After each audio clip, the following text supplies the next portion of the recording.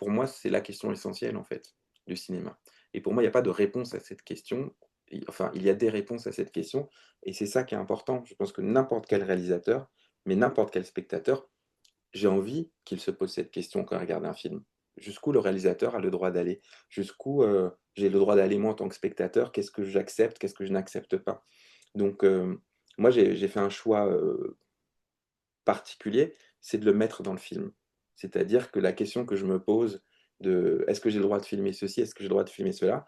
je décide de l'inscrire dans le récit et c'est pour ça qu'on a des scènes dans lesquelles on voit des personnages qui disent: «Bah, j'ai envie d'être filmé, arrête de me filmer, tu me saoules» et cetera. Parce que en faisant ça, je fais rentrer cette question dans le récit et je la donne au spectateur. Et moi, ce qui m'intéresse, c'est moi, j'apporte ma réponse puisque ma réponse, c'est le film, mais moi, ce qui m'intéresse, c'est, que le spectateur puisse, lui, se positionner aussi sur cette question.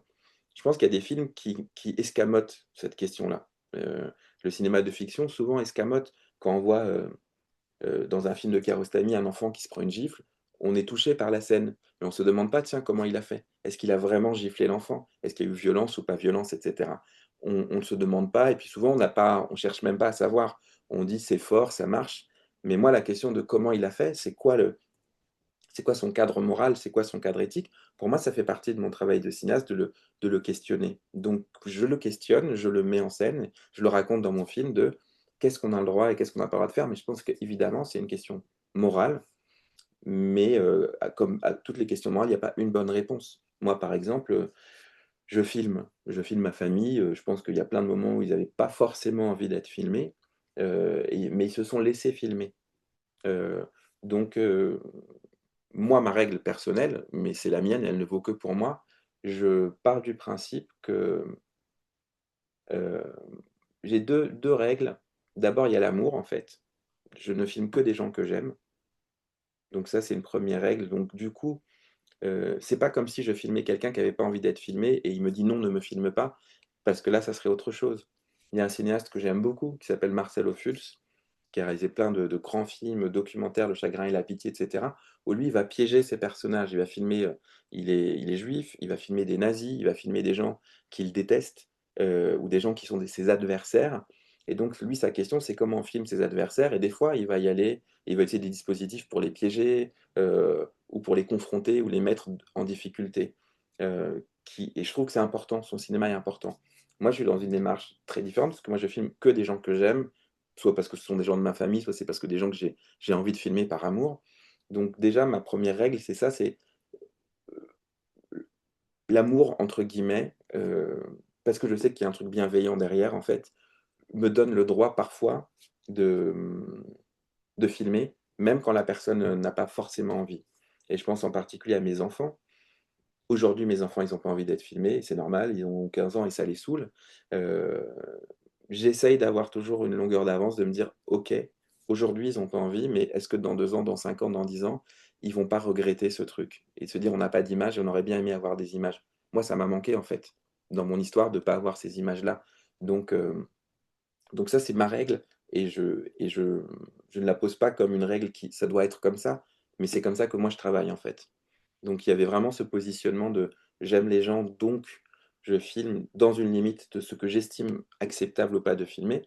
Ma mère, par exemple, quand elle était à l'hôpital, elle était très, très affaiblie, bah, j'ai pas pu, en fait. Ou même si j'ai des trucs que j'ai filmés, mais j'ai pas pu les mettre au montage. Parce qu'à un moment, j'ai dit: «C'est dur, en fait, c'est dur à voir et c'est dur pour le spectateur». Donc il y a vraiment cette règle de qu'est-ce qu'on a le droit de filmer, ou pas et ça, c'est à chacun de se poser la question et ensuite, il y a l'autre, question, c'est qu'est-ce qu'on a le droit de montrer ou pas? Vous voyez? Et là, ce film-là, il est très particulier parce qu'il va toucher un endroit, heu, de l'intime et là, la réponse va dépendre de chaque spectateur. C'est-à-dire que je parle de la mort, je filme, des scènes d'enterrement, je filme je filme le deuil à l'intérieur d'une famille. Ce sont des choses qui peuvent être considérées comme intimes. Bah, je sais qu'il y a des spectateurs, par exemple, ils ont pas envie de voir ça. Ils vont être gênés parce qu'ils ont pas envie de voir une scène de funérailles. Moi, il y a des gens qui m'ont dit: «Ouais, on n'est pas à notre place», moi j'ai dû on a un rapport à la mort qui est différent, on a un rapport au deuil. Il y a des gens qui sont dans l'évitement de toutes ces questions-là, donc ils les évitent dans la vie, donc les voir au cinéma, ça va être difficile pour eux puisque c'est quelque chose qu'ils ne veulent pas confronter dans leur réalité. Il y a des gens qui ont un rapport aux émotions qui est difficile, Donc quand ils vont voir un film qui va toucher directement ce lien-là, bah, c'est confrontant. Le film, il a une dimension un petit peu confrontante. Heu, on a essayé de faire le film le plus ouvert possible, c'est-à-dire que malgré, le sujet, on l'a vraiment réfléchi, avec, toute l'équipe comme un film de cinéma. Il y a de l'humour, il y a de la vie dedans, mais le cœur du film, c'est quand même le rapport à la mort, en fait. C'est qu'est-ce qu'on fait avec cette question? C'est comment on donne du sens à notre vie, sachant qu'on va mourir? Comment on fait avec les gens qu'on aime, nos parents, sachant qu'ils vont aussi mourir et que c'est un truc qu'on ne veut pas voir, qu'on ne veut pas entendre? C'est très, très difficile à vivre, cette idée-là, et comment on se reconstruit après la perte de quelqu'un qu'on aime? Donc voilà, donc forcément, ce sont des sujets, heu, qui, peuvent déranger, on va dire, en fonction de notre lien avec ça. Moi, je pense que ce sont des sujets essentiels et je pense qu'on devrait en parler plus souvent, et je pense que ce sont des sujets vraiment, vraiment importants et en plus transgénérationnels, et ça, c'est vraiment le truc que j'ai adoré moi avec, quand je suis allé faire des projections du film, quand je suis allé présenter le film, c'est que je pensais pas que ce film pouvait concerner un public adolescent. Heu, je pensais que le film allait plutôt s'adresser à des gens qui étaient plutôt, la quarantaine, la cinquantaine, qui étaient confrontés à l'idée de la perte, des parents et cetera. Même qu'il y a la question de la mémoire et de la transmission qui était dedans, et quand on a présenté le film dans quelques festivals, avec beaucoup de lycéens, ça a été absolument génial de voir qu'il y a eu un écho qui s'est passé avec le public, plus dans la relation aux grands-parents, souvent. C'est-à-dire, des gens qui ont vu dans ce film aussi une relation petit-fils, grand-père, quoi, ou qui se sont projetés dedans, et moi, j'ai eu vraiment des échos qui étaient incroyables de gens qui, après le film, m'ont dit: «Mais en fait, j'ai pris conscience de ça, je me suis rendu compte que je connais pas l'histoire de mon grand-père, j'ai eu envie d'aller, le questionner, de comprendre quelle est son histoire». C'est plus difficile avec les parents parce que je pense que le lien est très direct et que, du coup, il y a plein d'enjeux, surtout à l'adolescence. Mais avec les grands-parents, le lien est plus facile, en fait. Parce que souvent, on va dire que, heu, c'est plus facile d'être grand-père que d'être père, je dirais, les choses comme ça, quoi.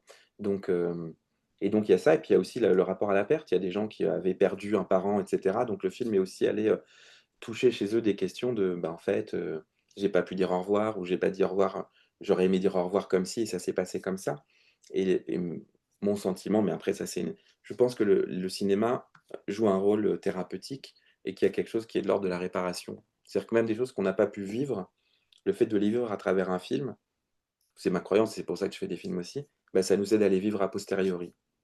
C'est un cadeau au spectateur, un film, bien sûr, moi quand je fais ce film, je le fais dans une démarche personnelle, c'est-à-dire que c'est un film qui est un processus. Pour moi, c'est presque un processus de guérison, de thérapie, de cheminement de vie.